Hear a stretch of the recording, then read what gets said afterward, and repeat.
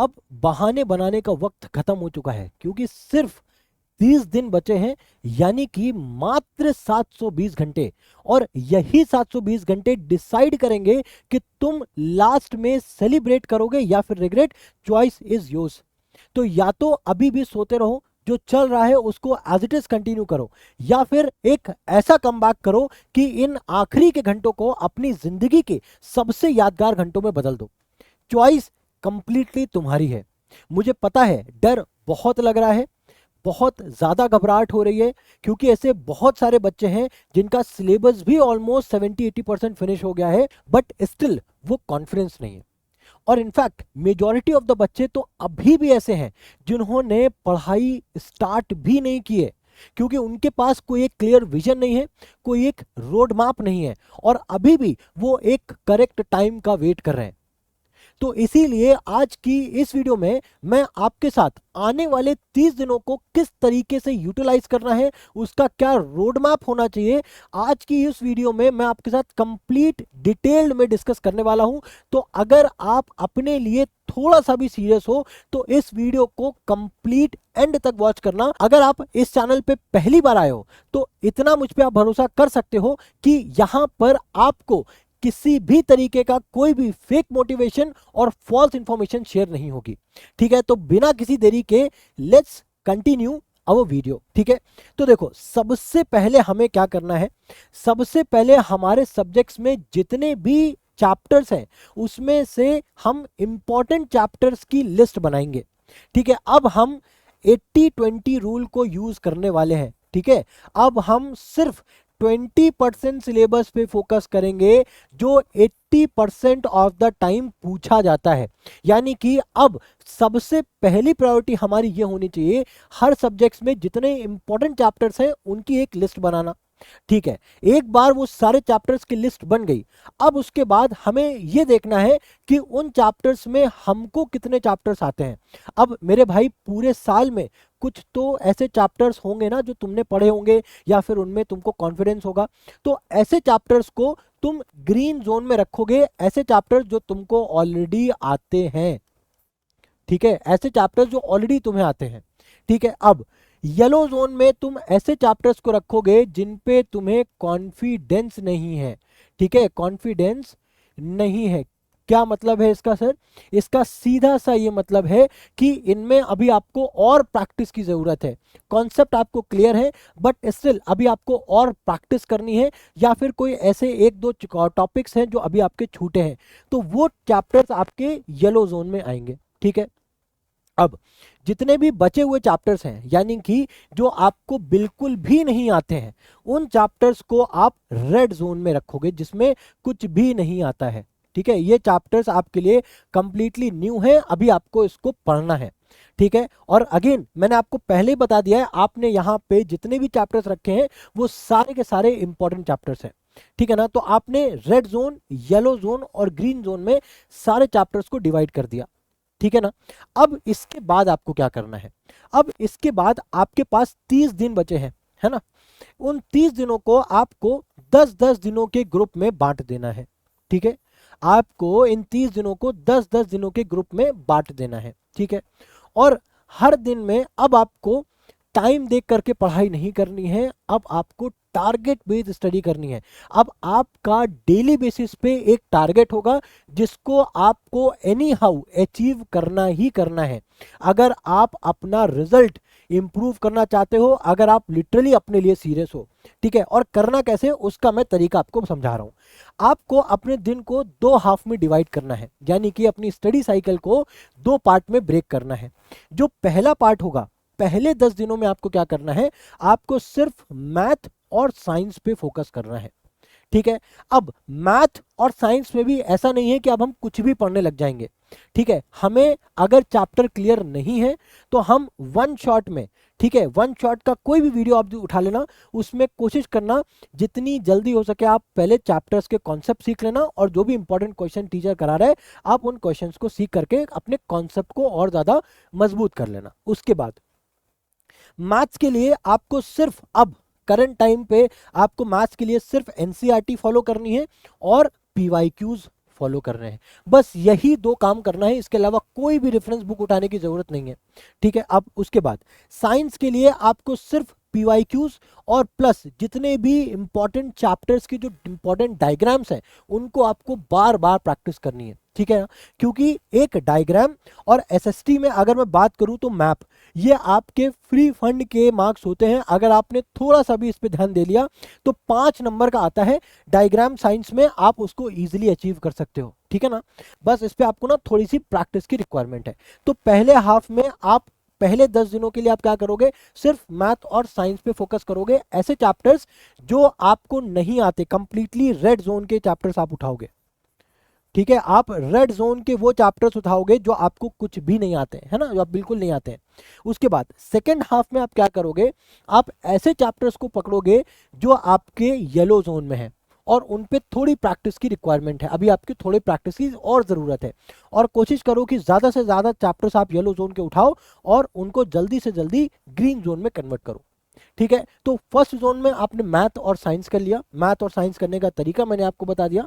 Second half में आप yellow zone से ग्रीन जोन में सारे चैप्टर्स को कन्वर्ट करना स्टार्ट करो एज पर योर प्रेफरेंस, ठीक है। यहां पे अब अगले 10 दिनों में आपको क्या करना है, अब अगले 10 दिनों में आपको फर्स्ट हाफ में लैंग्वेज सब्जेक्ट्स उठाने हैं। लैंग्वेज सब्जेक्ट यानी कि SST हो गया, इंग्लिश हो गया, हिंदी हो गया और भी जो आपके सब्जेक्ट्स हैं, ठीक है। उसमें से जो चैप्टर्स आपके रेड जोन में, फर्स्ट हाफ में आपको रेड जोन के ही चैप्टर्स उठाने, रेड जोन के चैप्टर्स उठाओ, उनको फिनिश करना स्टार्ट करो, ठीक है। मैथ और साइंस मैंने पहले क्यों रखा है, बिकॉज मैथ और साइंस आपका कॉन्फिडेंस बूस्ट करते हैं। एक बार आपने मैथ और साइंस में कमांड अपनी हासिल कर ली तो आपके लिए लैंग्वेज सब्जेक्ट्स को फिनिश करना और भी ज़्यादा आसान हो जाता है, ठीक है। इस वजह से मैंने सेकंड के जो सेकंड आपका जो आपका दूसरा स्लॉट है 10 दिन का, उसमें मैंने सिर्फ लैंग्वेज सब्जेक्ट्स को रखा है, वो भी जो रेड जोन में है, ठीक है। अब SST में क्या करना है, जो भी इंपॉर्टेंट हिस्ट्री में इवेंट्स हैं उनकी टाइमलाइन पे फोकस करना है, यानी कि किस साल हुए, कहाँ पे हुए, राइट, उसमें कौन सा पर्टिकुलर कोई इंपॉर्टेंट नाम है, ठीक है। तो ये सारी चीज़ें फोकस करनी है। मैप पे खास तौर पे ध्यान रखना है। इंग्लिश कैसे पढ़ोगे, इंग्लिश के लिए जो भी इंपॉर्टेंट वर्ड्स हैं उनकी मीनिंग आप लिखोगे। और एक बात और ध्यान रखना, इंग्लिश हो या फिर कोई भी सब्जेक्ट हो, उनको अब हमें लिख लिख करके याद रखना है। बिकॉज मैं अपने एक्सपीरियंस के थ्रू बता रहा हूं, ऐसे बहुत सारे बच्चे होते हैं जिनको आता हुआ पेपर भी जिनका छूटता है। क्यों छूटता है, क्योंकि उन्होंने लिखने की प्रैक्टिस नहीं की होती है, ठीक है। तो लिखने की प्रैक्टिस जरूर करना, लिख लिख करके सारे चैप्टर्स को फिनिश करो, लिख लिख करके सारी चीजों को याद करो। लिखने से क्या होगा, 2 चीजें होंगी। पहली चीज तो क्या होगी, आपकी राइटिंग स्पीड मेंटेन होगी, ठीक है, आपकी राइटिंग स्पीड मेंटेन होगी। दूसरी चीज, आप राइटिंग स्किल्स भी आपकी इंप्रूव होंगी, ठीक है। Writing skills in the sense, ये आपका लैंग्वेज सब्जेक्ट में बहुत इंपॉर्टेंट रोल प्ले करता है। जैसे कि इंग्लिश में आपको आंसर पता है, ठीक है, अब आपने इतनी बड़ी थ्योरी आपने लिख दी, ठीक है, बट आपने ना उसमें जो इंपॉर्टेंट पॉइंट्स हैं उसको हाईलाइट नहीं किया, या फिर आपकी हैंड राइटिंग उतनी ज़्यादा अच्छी नहीं थी। और हैंड राइटिंग के बिहाफ पे ही एग्जामिनर आपकी पर्सनालिटी को जज करता है और उसी के बिहाफ पे आपको नंबर्स मिलते हैं। तो राइटिंग स्किल्स यानी कि किस तरीके से आप अपने आंसर्स को प्रेजेंट कर रहे हो, ये बहुत इंपॉर्टेंट है। और दूसरी चीज, ऐसा नहीं होना चाहिए कि प्रेजेंटेशन के चक्कर में हमारा पेपर छूट जाए, तो राइटिंग स्पीड को भी मेंटेन रखना बहुत जरूरी है, ठीक है। तो उन चीजों का ध्यान रखेंगे। सेकेंड हाफ में हम अगेन येलो जोन से ग्रीन जोन में हम अपने चैप्टर्स को कन्वर्ट कर रहे होंगे, और ग्रीन जोन में जो भी चैप्टर्स हैं उनका अब हम यहाँ पे रिविजन स्टार्ट कर देंगे। इतनी बात समझ में आ गई, ठीक है। अब आखिरी के 10 दिन में क्या करना है, आखिरी के 10 दिन में हमें सिर्फ 2 चीजों पे फोकस करना है। पहला सैंपल पेपर, दूसरा रिवीजन। सैंपल पेपर में क्या करेंगे, हम लोग हर दिन एक नए सैंपल पेपर को उठाएंगे, हर सब्जेक्ट से एक सैंपल पेपर उठाएंगे। और जो भी हमारा CBSE में आप जब पेपर देने जाओगे बोर्ड एग्जाम का, तो वो 10:30 बजे सुबह से, ठीक है, दोपहर के 1:30 बजे के बीच में होता है। आप इस टाइम को रिजर्व कर लो, आखिरी के 10 दिनों में आप इस टाइम को रिजर्व कर लो। आप इसी टाइम में बिना किसी डिस्ट्रैक्शन के, राइट, आप उसी टाइम में 3 घंटे में आप कोशिश करो कि वो सैंपल पेपर फिनिश करो, किसी भी सब्जेक्ट का उठा लो, ठीक है। अब उसके बाद क्या करोगे, आपके जो भी आपने पेपर दिया उसको, पेपर देने के बाद उसको एनालाइज करो, उसकी एनालिसिस करो। उसमें जो भी आपका वीक पार्ट है, ठीक है, जो भी आपका वीक पार्ट है उसको आप इंप्रूव करो, उसको आप इम्प्रूव करो, ठीक है। और उसमें लगता है अभी अभी अगर और काम करना है तो उसको आप करो, और साथ ही साथ आप पैरेलली रिवीजन पे बहुत ध्यान रखो। रिवीजन आपका बहुत इंपॉर्टेंट रोल प्ले करता है।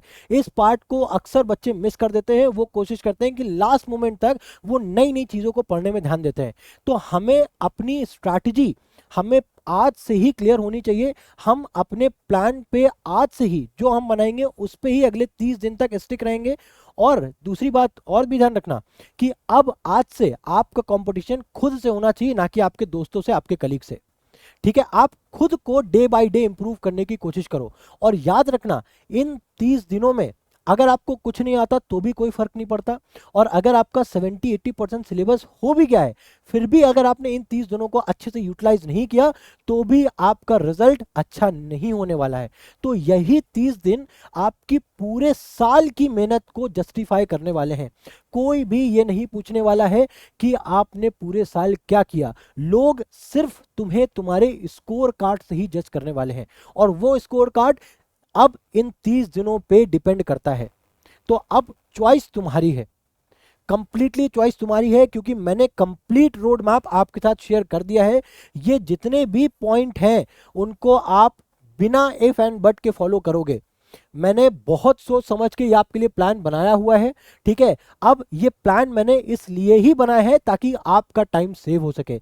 अब आपका एक ही काम होगा, आपको सिर्फ इस प्लान को कॉपी पेस्ट करके इसको फॉलो करना है, इस पे स्टिक रहना है, और रिवीजन को जरूरत से ज्यादा इंपॉर्टेंस देनी है। मैं क्या बोल रहा हूं, जरूरत से ज्यादा इंपॉर्टेंस देनी है, ठीक है। आपका अब टाइम आपकी लिमिट नहीं होना चाहिए। अब आप टारगेट बेस्ड स्टडी करोगे। सोशल मीडिया से अपने आप को रिमूव कर दो, अपना सोशल मीडिया फोन से डिलीट कर दो। फोन को सिर्फ उतना ही यूज करो जितना रिक्वायरमेंट है, उससे ज्यादा अब इन 30 दिनों के लिए प्लीज रिक्वेस्ट कर रहा हूं हटा के रख दो। अदरवाइज कोई दिक्कत नहीं है डियर, आपकी लाइफ है, बनाना है बिगाड़ना है सब आपके हाथ में, ठीक है। मेरा काम है बताना, आपका काम है फॉलो करना। और अगर आप चीजों को फॉलो नहीं करोगे तो कोई बात नहीं, 30 दिन के बाद ही सारी चीजें आपके सामने हैं, आप अपने आप से ही रिजल्ट को एनालाइज कर लेना। प्लस इसके साथ ही एक और भी बहुत इंपॉर्टेंट अपडेट थी जो मुझे आपके साथ शेयर करनी थी। वो ये है कि मैं अपने अपने ही चैनल पे नेक्स्ट वीक से हर ट्यूसडे, थर्सडे और सैटरडे को पीवाईक्यूज की सीरीज लेकर के आ रहा हूं, जहां पे मैं लेटेस्ट 5 इयर्स के क्वेश्चंस को चैप्टर वाइज सॉल्व करवाने वाला हूं, ठीक है। तो अगर आपको भी अगर पीवाईक्यूज करने हैं, ठीक है, अगर आपके पीवाईक्यूज से अभी भी आपको अगर डर लगता है तो नेक्स्ट वीक से हर ट्यूसडे, थर्सडे और सैटरडे को आप मेरे साथ जुड़ सकते हो, हर शाम को 8 से 9 बजे के बीच में, ठीक है। तो इसी के साथ मिलते हैं आपके साथ नेक्स्ट वीडियो में। Till then good bye, thank you.